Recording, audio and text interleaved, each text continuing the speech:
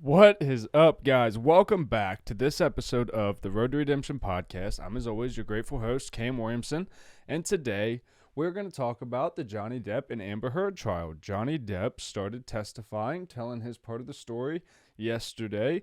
I'm actually still watching it. I can't hear it, but I can see him talking, and I'm watching Legal Bites where they're covering it and kind of commentating on it, fight companion style, while it's going on.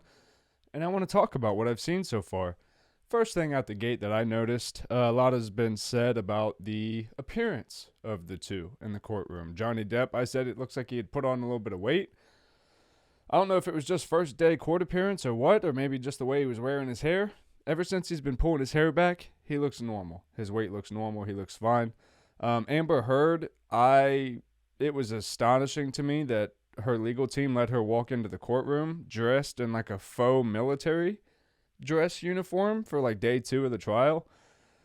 That was borderline like disrespectful, as far as like she's almost wearing a costume like this is a movie or something, that she's coming in to present herself as this military, professional. It's like, dude, you could have dressed like a lawyer, but to have like the eagle buttons and the thing, like you legit were wearing a faux military uniform. And Amber Heard has done her makeup this whole time to make it look like she has bruises going down the side of her cheeks. People could say she's poor at contouring. Maybe they're doing it to say, oh, she never, said she had a bruise. This is just how her makeup looks. But like, she's clearly has her makeup done to look like she has 2 black eyes. It's insane that like no one said this and that they haven't pointed it out and be like, hey, that's a little ridiculous looking, that she's done her makeup to look like she has bruises under her eyes during a trial, which there was already criminal charges against Johnny Depp for domestic abuse that he beat, and it was proved that he did not do these things. And her face during this whole thing, she just looks like a smug ass. Like, she just looks like an ass. So, obviously, I am on the side of Johnny Depp in this one. I don't believe that Johnny Depp ever struck this woman. I believe Johnny Depp can speak quite passionately and quite dark, and the way he can portray, his anger in a lot of situations. A lot is going to be made, I'm sure, of the text between him and his friend, who he let live in his penthouse, the artist, where after the statements came out from her about him saying that he abused her, there was a text message thread to his friend that said, like, I hope her body is decomposing in the trunk of a Honda Civic or something like that. Like, is that right to say about a person? No. Does it imply that he was going to, like, murder her and put her in the trunk of a car? No. Does, like, again, if we all want to act like you haven't said really heinous and fucked up shit about people that you were going through breakups with, or, like, that were trying to actively take your kids from you or affect the way that your livelihood is going to be done. Like, if we're all going to sit around and act like we're saints and we just, oh, well, too bad that happened to me, let me just wish them the best and go on. Like, some people are so full of garbage. I think before Johnny Depp even took this idea of this case on, he had to become okay with the idea that he was going to come out of this not looking great. But in the same token, nobody thought Johnny Depp was a saint to begin with. You don't make dark movies like Edward Scissorhands and a lot of the other shit that he's done, that's just dark, and it, like Dark Shadows especially, had a very, like, he was a vampire in that movie, but it was like he does these dark, twisted, kind of graphic things to represent this dark, twisted part of himself, which he's honest with. That doesn't make his behaviors okay. There's some videos going around. Some are audio videos, or audio turned into video, where people put the text on the screen where they're talking about. He goes like, I never hit you. Even when these things get all riled up, I never hit you, so why do you hit me?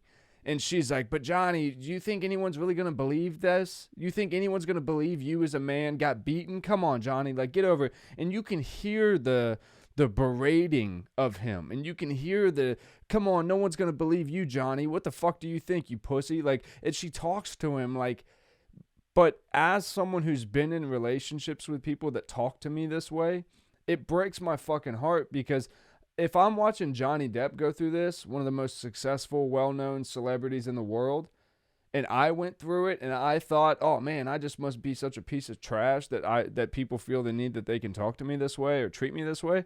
It's like, oh no, this happens a lot. And a lot's being made of like domestic abuse and domestic violence happens against men, and men just don't talk about it. It's like, because a lot of men are brought up to be like, well, that wasn't abuse.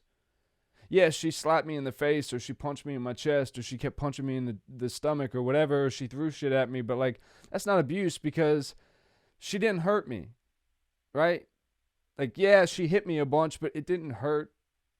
Even if it marked me up or something, like, it didn't hurt. So it's one of those things where we look at it so different. And he told a story, or he started to tell how he would try to degress situations. And he talks about his mother, who was very abusive to him as a child and to his siblings. And he would say, I would just exit the situation. I would just leave. And when you're in a situation, I can speak to this as a man, where a woman has now gotten violent against you, even if you don't perceive it at the time to be violent, right? Say she slaps you because you're in a thing, and fuck you, bitch, bap, and she slaps you, right? Or she punches you in the chest, fuck you, bang. I've had both of these happen, right? And then you say something else, and now they're just wailing on you. So then you go to create some distance. Well, this person now realizes that they've not only actually committed a crime, but they've escalated the argument to a different level that now they can't even come back from. And a certain level of panic sets in, and you can watch this happen to the person, where they realize that they've crossed a point of no return, so they're willing to do anything at this point.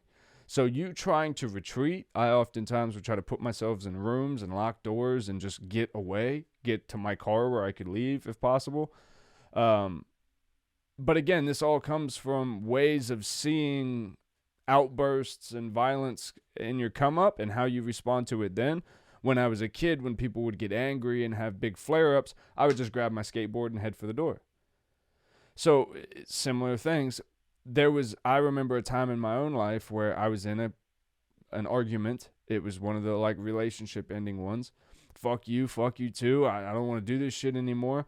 Bang, bang, I'm getting hit. I'm getting punched in my chest. So I immediately realize now we're getting close to that threshold of no return. I start to back myself into my bedroom, where I'm going to close the door, lock it so this person can't get in.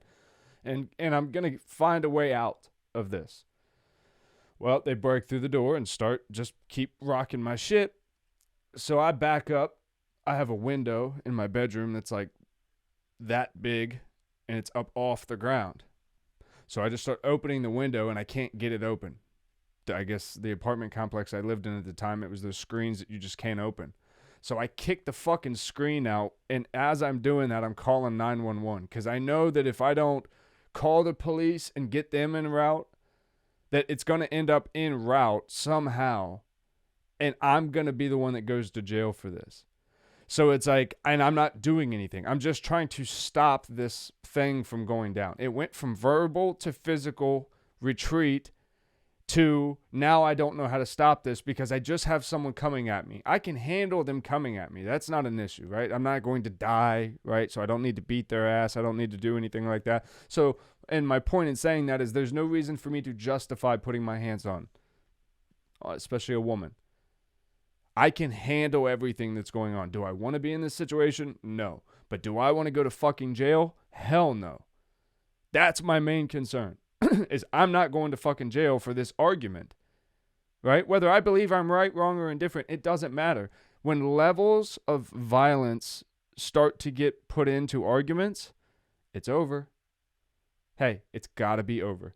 And Johnny Depp keeps talking about that, how whenever things would escalate, he would try to back out, and he would try to say, hey, this has to stop right now. It goes too far. And this is what's odd. I've always said for years, I don't understand how people stay in abusive relationships after, one time of you getting clocked. I've always said, like, for me, hey, that'd be it. But then I forget I was in relationships for years where during arguments, I would get slapped and think nothing of it because I'm just a guy and I just got slapped and she just got a little out of hand and whatever. And you go, oh, I see. It's never a big deal when it's you. When it happens to you, it's never a big deal. And I think that's why, if we're speaking honestly, women feel more comfortable striking men, because it's not even a big deal to them. So like as men, we don't make it a big deal. It's not a big deal, really. Now, again, I'm talking to me. Now, are you allowed to put your hands on one another? Fuck no, you're not. I'm saying in the scope of like, would I want Amber Heard to do prison time for slapping Johnny Depp? Absolutely not. If she was punching Johnny Depp to the point where she's trying to beat his ass, okay, that's different. If a man ever puts his hands on a woman, he deserves to go to prison. Why? There's differences in abilities here, right? Now, here's the difference, and Johnny Depp is going to pay for this. He had said, I never put my hands on a woman. I never struck a woman. And then later he mentioned how he had to kind of push Amber or move her out of the way, but he used the word push. This is a big context in relationships, and especially during breakups. When women say, he hit me. He hit me. Let's talk about what hitting someone is. You strike someone with an open hand, that's a hit. You punch someone with a fist, that's a hit. If someone is in your face and they're punching you, and you grab their shoulders and move them out of the way, you did not hit them. You did not assault them. You moved them, right? You took an actually lesser level of force and applied it to a situation. Why? Because you had the strength and upper hand. So if you take a woman, right, just saying, if you as a man, now I don't know everyone's size. There's tons of different size variations in relationship. I'm 6'4". Or I'm not 6'4". I'm 6 foot. I'm 6 foot tall. My wife is 5'4". Now, we've never put our hands on one another. Everything is healthy here. But say that she was striking me or something. Just by me putting my hands on her as a 6 foot, 155 pound guy, she's 5'4", like 120 on a good day. And I just move her. I can move her with so much more force than like she could even put up resistance to, because just by putting my hands on her and going, you go here, I could do that with so little resistance that right there is probably about the same as her slapping me. Because if she got real lucky and hit me right on the button hard enough where you twisted my neck, okay, you might be able to disable me that way. But otherwise, you're just going to kind of irritate me and piss me off, right? That's most scenarios. Now, if you're a 5'4" dude and you're with a 5'2" chick, does that mean everything's even now and everyone can start slamming on each other? Fuck no, it doesn't. No, it doesn't. Keep your fucking hands off of each other. That's the underlining tone at all times. Keep your fucking hands off of each other. It's never okay to put your hands on one another. Never.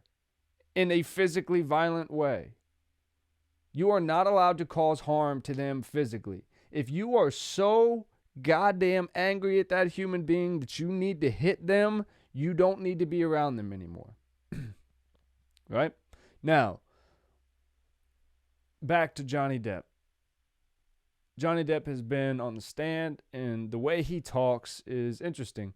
He speaks very slowly, so everything is said, and he thinks about it very carefully before he says it again. And you're kind of dealing with this. As a trained actor, he's used to saying words that are written out for him and projecting them and putting his own kind of character spin flaw on this. He's doing the reverse now. He is having to think of the character and the spin that they are going to put on it, and he has to subtract any of that and just bring out words and facts. He says he's a writer and he's a musician, so he's obviously very able to create a scene, and he does it very well when he's trying to depict a situation that happened. He speaks very elegantly and very artistically. He kind of draws you in with his demeanor and kind of his floatiness. You definitely see him bounce in and out of kind of like a Jack Sparrow kind of vibe while he's doing this. I think it's hard for me as a person. Obviously, I'm biased. I like Johnny Depp, and I have personal experience in my own life of like domestic abuse and people who do cause violence to other people and they know they've done that. I do have experience with people then going like, "Oh, that other person hit me." And they say that to try to get out in front of anything, hoping that maybe if they just say, "Oh, this person abused me," then that one will never actually come back and be like, "No, I didn't. They were the ones that used to." But like in most times we're seeing that's what happens. That is what happens. Most people just clam up and go, "Oh, if I say anything, then they're going to try to say that I did all this," and it's just not worth it. I don't want to have to defend my own name for something I didn't do, so they back out. Johnny Depp is being a milestone. When we had the Me Too movement, everyone was kind of waiting for who's going to be the first one to stand up and go, "Fuck this, I didn't do that. Hey man, I didn't do that shit. That's not me. That's not who I am. I may be flawed. I may have issues, but I did not hurt her. I did not physically assault her. Sure, I might have been mean. I might have said some mean shit. I might not have always been a great guy. I'm willing to own that. But what I'm not willing to own is an abuser. I'm not a fucking abuser." And I think that's big. That gives men everywhere hope for a voice, that if you are ever wrongfully accused of something, you can stand up and go, "No. Fuck no, you cannot just say these things about me," and get away with it. And Ed Sheeran is kind of going through a similar thing where I think it was the song Shape of You, or maybe it was Bad Habits, I forget which one it was. Someone sued him, and they said that he had sampled a version of their song to make that one, and they tried to win. When mainly everyone knew the song wasn't the same, but this other artist or the entity representing them thought that they would just get a quick settlement with a big check out of it before it ever even went to court. And finally, Ed Sheeran goes, "No, fuck that. I watched Mac Miller get sued. I've seen all these other artists get sued over sampling these songs when really wasn't that. We followed all the rules we were supposed to, or we got the clearances we were supposed to. Y'all are broke as fuck now. Now you're catching some waves because of the residual effects from our song blowing up. People are finding out about yours. That's good. Well, you should be happy and grateful. Now you're being greedy, and you're going to sue me saying that my song wouldn't be shit without you." And that's just not the case. So Ed Sheeran stands up and goes, "No, I'll go all the way through this." And then he wins. And they go, "No, you didn't steal the song. You own the copyrights to all of it, and you don't owe them shit." And it's like we watch all these fast plays happen by people who are terrible in character, oftentimes lack any sort of creativity or work ethic or ambition of their own. So they oftentimes leech on to more successful people who got their own shit going on. And then at some point, these succubuses try to just drain all the blood out of their former host. And it seems more and more common. And I just got to say, man, I'm really happy. I'm happy for once to see a court litigation going on. Nobody's going to go to prison over this. But this is going to set a principle. What are you allowed to claim about people?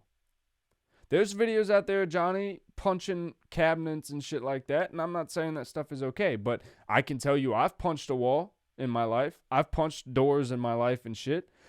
I have been a person who struggles to express my emotions. I've never fucking hit a woman. I can't even tell you I've hit a guy in my household that I can think of. I've never swung at my dad, never swung at my stepdad. I'd never be stupid enough to swing at my grandfather when he was alive. The only confrontations physically I've had were like out in the street and shit. So it's like, I understand how things flare up. I come from troubled issues with anger and stuff being around my come up. So like I'm used to watching verbal and physical altercations go down. When you become comfortable in that, when your life becomes such that you can almost expect this chaos or this craziness, it's interesting how secluded and recluse you can become. Because, and I see it when, Johnny's a very private person and Amber is not so much. It's oftentimes the private person that knows that they struggle with their emotional reactions. And Johnny has said this many times. He goes, I've shared all my life secrets with this person. I loved this person. And narcissists, which I think Amber Heard clearly is, what narcissists will do is they will love bomb you long enough to get enough ammo and information on you that they could then use against you once you stop serving them to continue to serve them for as long as they need you to do. So Johnny Depp trusted her, loved her, told her about his come up and how his mom was abusive, and found his weaknesses and his flaws, and then used those to set off reactions in him and his poor reaction control. Now, he has said this a couple times, and I wish to God he would stop saying this, which is, she knows how to get a rise out of me. She knows how to cause these rises out of me. First off, own that shit. You don't know how to control your emotions. Own that. Don't say she caused that. Your mother might have not, your mother didn't cause it. At this time, as a 55, however old he is, year old man, you don't know how to control your emotions. That's fine. We can fix that. Don't blame somebody else for that, right? So even if she did cut your fucking finger off, you punching shit and lashing out at walls and stuff, that's not her fault. There's other ways to handle that. That's your inability to have another way to handle it. Do I blame you for doing that shit? No. If I own my house and it's my shit and you just cut my goddamn finger off, I might smash a couple of my fucking cabinets out of aggravation. I don't know. I hope I never have to be in that situation, but it could happen. I see how that could be a possibility where I could be so goddamn frustrated that I just lost a finger. I don't know which finger he lost. It was like the top of one of his fingers. You just cut my goddamn finger off. I might, in a moment of anger, put my fist through a fucking cabinet. I might. I don't know. But I know for a fucking fact I would not put my fist towards her.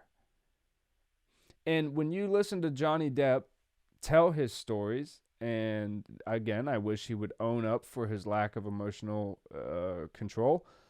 But when you hear him tell these instances, you can genuinely see where he's going, no. Like, I never touched her. I never did that. And I'm genuinely standing here in front of you today to say that I never touched her. If anything, she hit me a lot, and I'd rather not even bring that up. And you can just see, like, he doesn't want to be up here doing this. I find it hard because I do watch this trial at times, and I know toxic relationships, and I know how they end, and usually there's a lot of hate and resentment towards the other person. But we are watching two ex-lovers, two people who were married and who did have fond times, even if it was just for a few months. And now you are watching them have to expose the other one, right? So this doesn't make anyone look good. Amber Heard doesn't look good. Depp doesn't look good in any of this. So what is the win? The win is only to prove that you are not the worst of the worst. So there really is no win for Johnny Depp.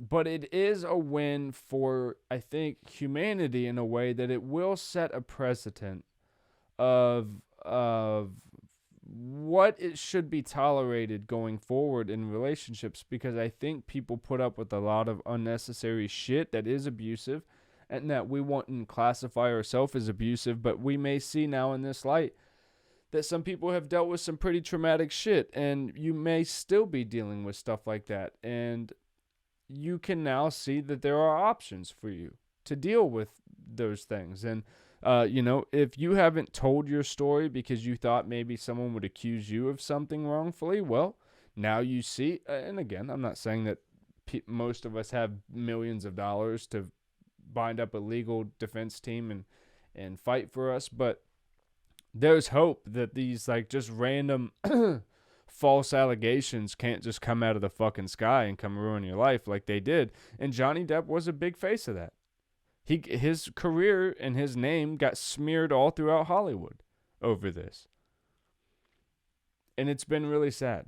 it's been sad. I don't like to watch anyone have to relive tough times, and that's been what it is. All the way from the friends to the relatives, everybody who's spoken in this case. And his best friend said it the most when he started getting real emotional. He started crying. He goes, she didn't have to do this. Like, she affected so many people's lives, so many friends and just family and his kids, and just so many people were affected by this, and none of this had to happen.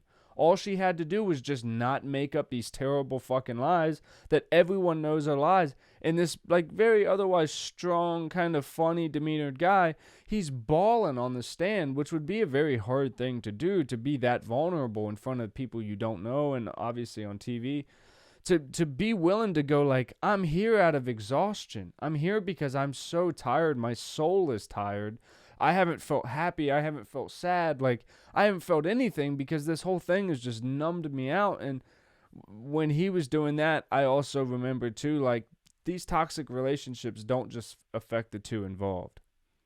There's always family members that are the shoulders to cry on, or the bed to stay in, you know, at the night of these fights, or the person that's taking you out to breakfast and talking things over, and listening to all the red flags and choosing to ignore them so you can live in free will, and, you know, all these things. There's this constant ebb and flow in life when relationships happen and when they become toxic, and it does become a widespread thing. And if this is so important, if you think kids aren't affected by this shit, you are so fucking wrong. You should be institutionalized. If you subject your kids to screaming and yelling at your spouse, or your spouse is doing that to you, let's leave putting hands on each other out of it for a second. Just if your kids are subjected to watching two adults scream at each other, that right there, unacceptable 1,000%. That is traumatic to that child. And you're teaching them terrible, terrible emotional control and how to deal with life, right? So then let's move up a step. Say you're yelling and you're throwing shit, or you're punching walls, okay? Now the relationship needs to end because you are super toxic to that child. Super fucking toxic to that child. Like, the stats to show that they may have issues with domestic violence in their future, just from that right there, is insane. So, like, right there, this needs to stop immediately. Even if you come back and reconcile it later, it needs to stop immediately now. Let's move forward. Now we have people who put hands on each other. Okay, you're at risk of putting your child in a fucking foster system. And rightfully so. Because you don't know where lines lay to when it's acceptable and not acceptable to put your fucking hands on someone. So obviously, if you can't show that restraint with an adult, why should I believe you can do it with a child who definitely has no emotional control, because you're supposed to be the one teaching them that? You clearly can't do that because you don't have it yourself. Therefore, I'm going to take that child away from you. Is that what you all want to wait for? How bad do relationships need to get before you're willing to walk away? How many arguments do you think you hid behind closed doors that your children probably heard?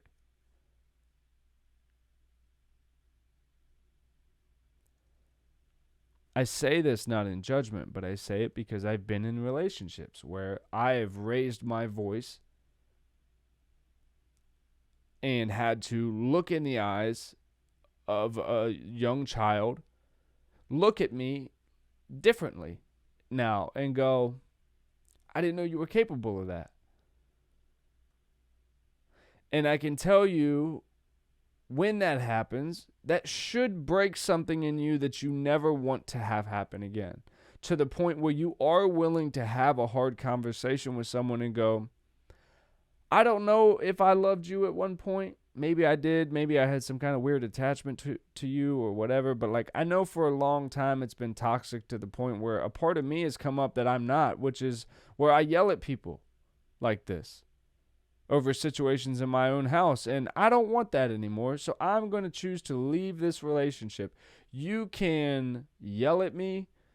You can call me all kinds of names. You can berate me. You can say I'm not shit. You can push me, punch me, scratch me, throw my keys at me, set all my shit on fire, throw all my shit away when I leave. You can do all the shit that I know you're going to do because you've done it before.